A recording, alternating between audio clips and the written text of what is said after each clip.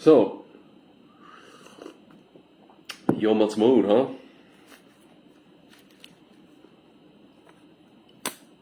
You know, guys, it's interesting. I always found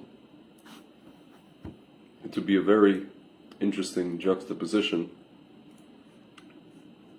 in terms of when you compare it to,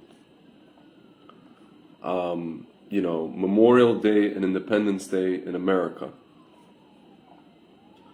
So, as you guys know, Memorial Day in America falls out in May, at the end of May. Independence Day falls out always on the same day, July 4th. And interestingly enough, on both days, people do barbecues. They go to the beach and they do barbecues. Not to say that we don't, or Americans don't commemorate fallen soldiers on Memorial Day, but that's not really, doesn't seem like that's the focal point. You also have Veterans Day, it's November. You have Labor Day. I don't know. It's just, I always found it interesting that people are just focused on the fact that it's a day off and that they get to go and party and all the rest of it. I'm talking about Memorial Day. And seemingly these 2 days, because they're not anywhere close on the calendar in terms of the American calendar, in America, on the secular calendar, they seemingly are not really thought of as having any connection, even though they do. Soldiers died so that you could have independence. If you're talking just political standpoint, I'm not even getting into the, philosophical, spiritual, anything else. So now you hop on over to Israel. What do you have? You have Yom HaZikaron, very solemn day. All kinds of ceremonies for the army. Family members are, grieving, remembering their loved ones who perished in the wars, in battle. People are crying, this and that. It's very emotional. There's somebody's they have concerts. People are singing songs, kind of very solemn songs.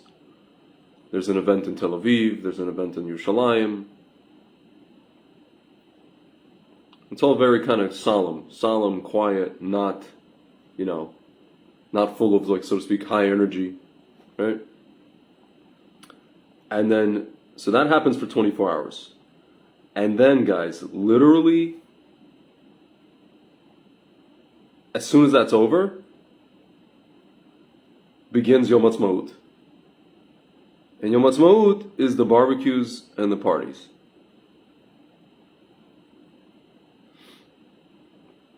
But my friends, I always thought that this was something that's a little bit, I would use the word schizophrenic, because you're basically going from a low to a high, right? And it's engineered that way, you know what I mean? But what I noticed that at least in Israel, Memorial Day is Memorial Day, and Independence Day is Independence Day. On Memorial Day, you don't do a barbecue. I don't know why you would. I really don't know why. But guys, I'll tell you something. This particular Yom HaAtzmaut is kind of bittersweet for me. Last one also was, but this one is as well. Obviously because of everything that's going on.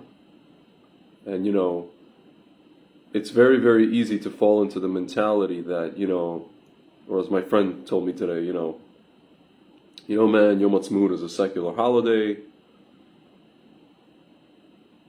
and you're celebrating, or it's a Zionist holiday. I'm sorry.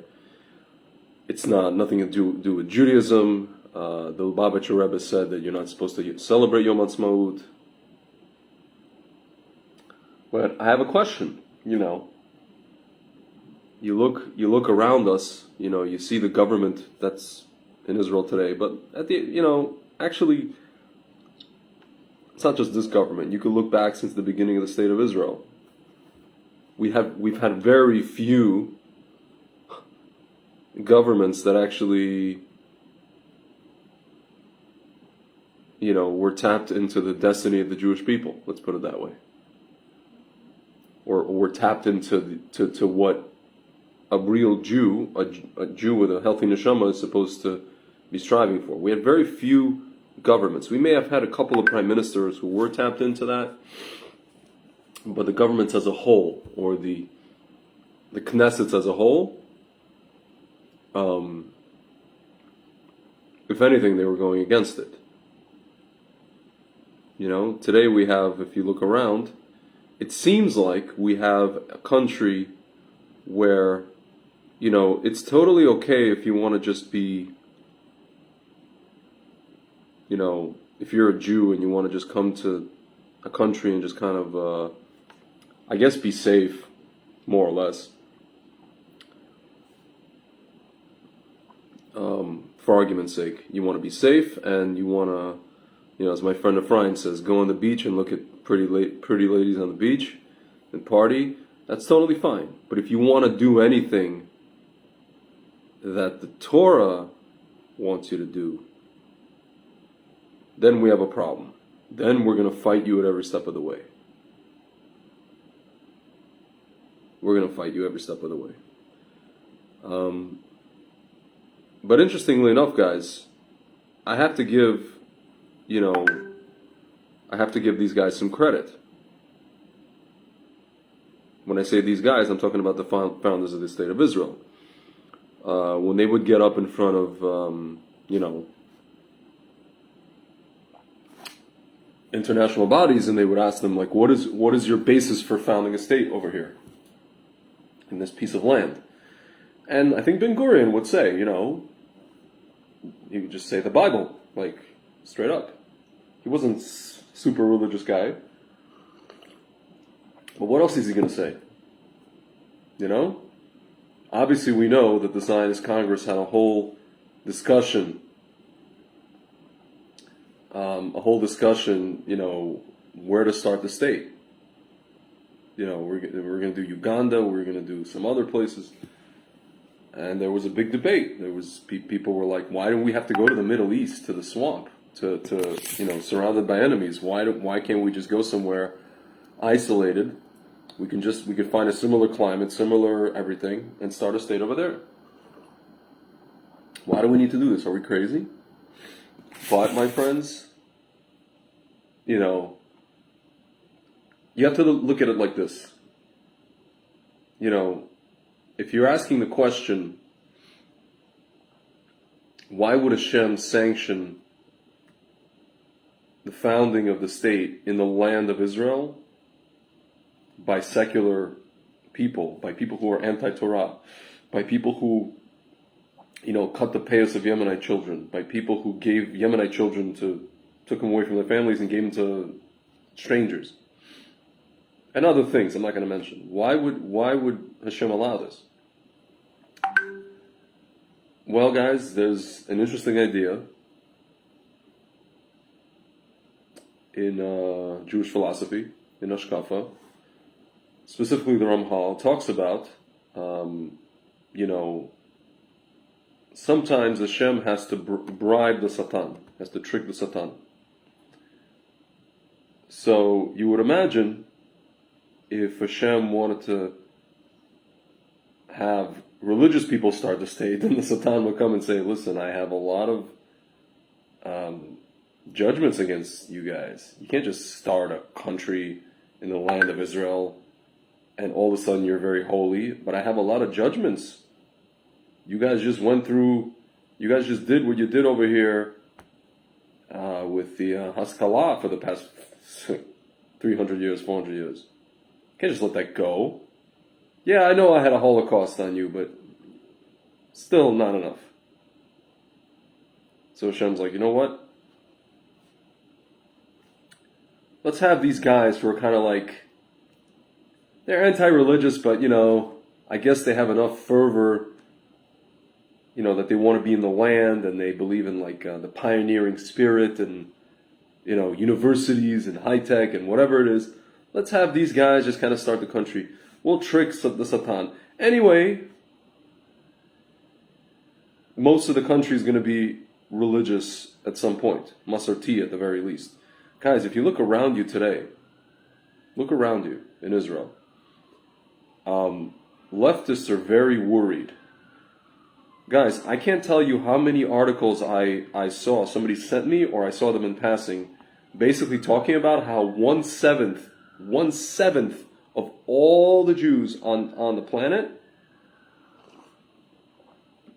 are Haredi. So if you're talking about there's 14 million Jews on the planet, or 15, let's say 2 to 2.5 million Jews are Haredi. I don't know what they classify as Haredi. I'm assuming this is Chabad, all kinds of Hasidim, and Litvak, Yeshivish people.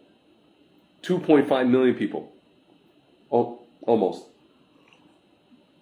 Guys, you know what that means? You know what that means?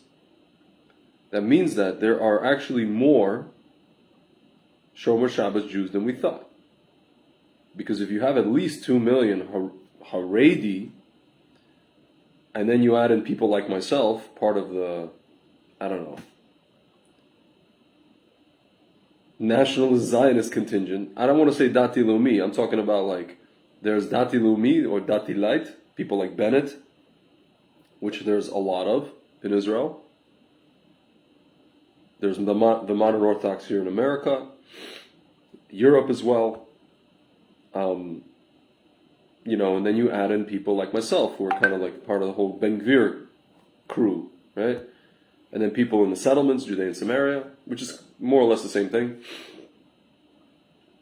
Guys, you're talking about probably 3 million, 3.5 million people. For me, that's way higher than I thought. It's very good. And guys, the leftists are very, very worried. They're very, very worried that this is the case. But we see that this means that we're living in the time of Mashiach. Guys, it's funny. I see how much the guy from, what's his name? Mansour Abbas is clinging to power, right? So part of his faction is telling him, stay on. And then there's another part of his faction that's telling him, no, this must not be, we will not stand for this whole, provocation on the Temple Mount. You have to resign, collapse this government. What our cousins, the geniuses don't really understand is that if they collapse this government that's probably the most pro-Arab Israeli government that's ever been, literally, which is, obviously not good, but what these clowns don't really understand is if this collapses, who do we get instead? We get Bibi plus a bunch of religious people. Assuming it's Bibi. Let's say Bibi plus Ashkenazi Haredi, Sephardi Haredi, and Ben Gvir. My friends, we basically get a government that, if it wants, could start the process to establish a Sanhedrin. And maybe even, start procuring materials to build the Beit HaMikdash. Obviously, we know only Mashiach can do that, right? But I'm just saying, we basically are going to have a government. It's almost as if Hashem, there's more than one way to skin a cat, right, guys? You guys probably know, I was, for a very long time, I was parroting like a parrot, Rabbi Kessin's words. I was saying, yeah, Gideon Sar, a guy like Gideon Sar could be the guy to slowly usher in the education system in Israel and, teach Israelis Torah, or, from the ground up, L'havdil, much like Hamas does it, takes little kids and brainwashes them in the wrong direction. The education system in Israel can, quote unquote, brainwash the kids in the correct direction, right? The proper direction. Excuse me. But clearly, Gideon Sar was given a chance. He had it handed to him on a silver platter by Bibi, and he said, listen, you get to be the prime minister first. Let's do a rotation. Guys, can I just tell you a secret? Rabbi Kessin met with Gideon Sar a few years ago, and Gideon Sar asked him, what should I do? Rabbi Kessin told him to his face, it's already been decided in Shemayim, all you have to do is accept. He told this to him in 17, 18, something like that. He didn't say it's gonna, be offered to you by Bibi. He didn't say this. He didn't give the details. He just says it's already been decided in Shemaim. All you have to do is step into the role. Doesn't matter how. My friends, there's this thing called free will. Contrary to what this Yuval Shmoa Shmarari guy will tell us, there is in fact a thing called free will. And people exercise it. And Gideon Sar exercises free will. So now Hashem has to use another avenue. He already had the other avenue planned, obviously. My friends, what's the other avenue? Well, one other avenue could be for the collapse of this current Bennett government and for us to get a government that's pro-Jewish values and pro-Torah, whether people like it or not. But it seems like they do like it because they're probably going to vote for it, my friends. The majority of Israelis are pro this type of stuff. They are. Guys, again, I don't think Masorti people who vote for either Bibi or Ben Gvir are going to be against Bibi going into a coalition with both Haredi parties. The Sephardi Haredi and the Ashkenazi Haredi. They're not going to, because if they were, they would stop voting for Bibi because he's been in coalition with them for years, for 12 years. My friends, it's clear that most of Israel is Masorti, at the very least, traditional, pro-Shabbat, pro the idea of Shabbat, pro the idea of kosher, pro the idea of family values, pro the idea of Jewish values, authentic. That's the direction Israel's headed in, my friends. Even Masorti people are having 3 kids per family. And that scares the hell out of leftists, my friends. It scares the hell out of them. So guys, I just want to say, on this Yom HaAtzmaut, we have to understand that, my friend, given that my friend says it's a Zionist holiday, it's not about Zionist holiday. It's about the ability, it's about having the ability to see Hashem's hand in history. Guys, if you really want, I'm going to post on the comment section, there's a really great rabbi, Machon Meir, or Moshe Kaplan, and he has an entire anthology of lectures about this topic. It talks about, it's a lot of Rav Kook sources and different things, different sources. But it's basically an understanding that Hashem runs history. And so when we talk about Yom HaAtzmaut and this and that and the other, this is not about celebrating the state of Israel, at least not for me. It's not about celebrating, waving the flag or celebrating Zionism. No, it's just about seeing the hand of Hashem in history, guys. However it is, because Hashem can do whatever He wants. If He wanted to appoint these guys, just like we see in America, guys. If Hashem wanted Trump, He got Trump for 4 years. Now Hashem wants Biden for whatever reason. He does. No matter what you say about, some questionable things that happened. And they did, but it doesn't matter. Because if Hashem didn't sanction it, it wouldn't have gone through. Now you could say, what about the Shoah? Guys, I don't tell you. Hashem runs the world. Ein od milvado. You know what I'm saying? So yeah, guys, just one other thing. It's interesting to me that Yom HaAtzmaut is like a thing. If you're talking about, if you're a person who's connected to Torah or spiritually, and if you want to talk about maybe a seminal event in Jewish history, I think, for me, a more important day would be Yom Yerushalayim. The day we took back Jerusalem, the day we took back Judea and Samaria, well, whatever we have of it today.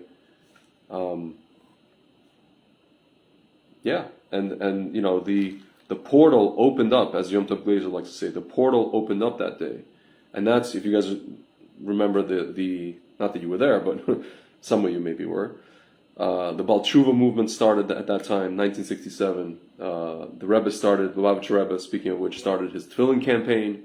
As much as he said, don't celebrate Yom HaAtzmaut, but he understood, the Rebbe understood the trajectory of history as orchestrated by Hashem's hand, right? My friend Ephraim likes to say that, we took back Jerusalem, but it's almost like, I don't know if we're supposed to be celebrating so much because, we were cheering Har Bayit B'Yadenu, the Temple Mount is in our hands, but then we gave it back. So it almost seems like we have these victories, and then we concede, or we give things back, or we don't go all the way. But that's a whole different thing, guys. But my friends, just the fact that set aside the government, set aside the Zionists, Zionim. What did that guy say in Shtisel? Rishoyim Aruvim. Arurim, Rishoyim Arurim. Basically evil people. Set aside all that stuff. Ladies and gentlemen, the Jewish people, I'm just going to state a fact right now. A physical fact that cannot be denied. The Jewish people have returned to their homeland after 1900 years. I'm going to repeat this again.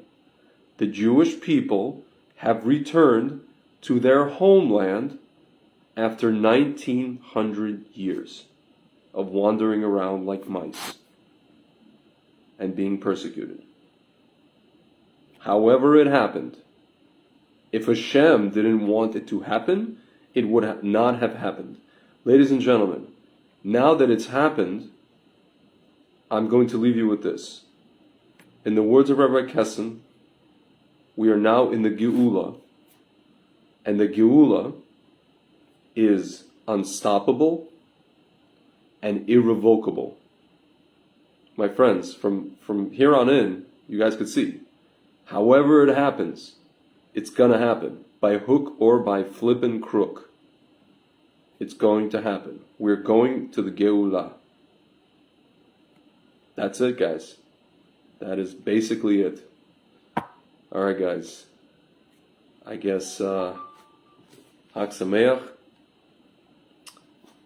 And, I don't know. I think I'm gonna go barbecue a little bit. I like burning stuff, Oh, Lag B'Omer's coming up soon. Yeah, wrong holiday. Alright, guys. Talk to you soon.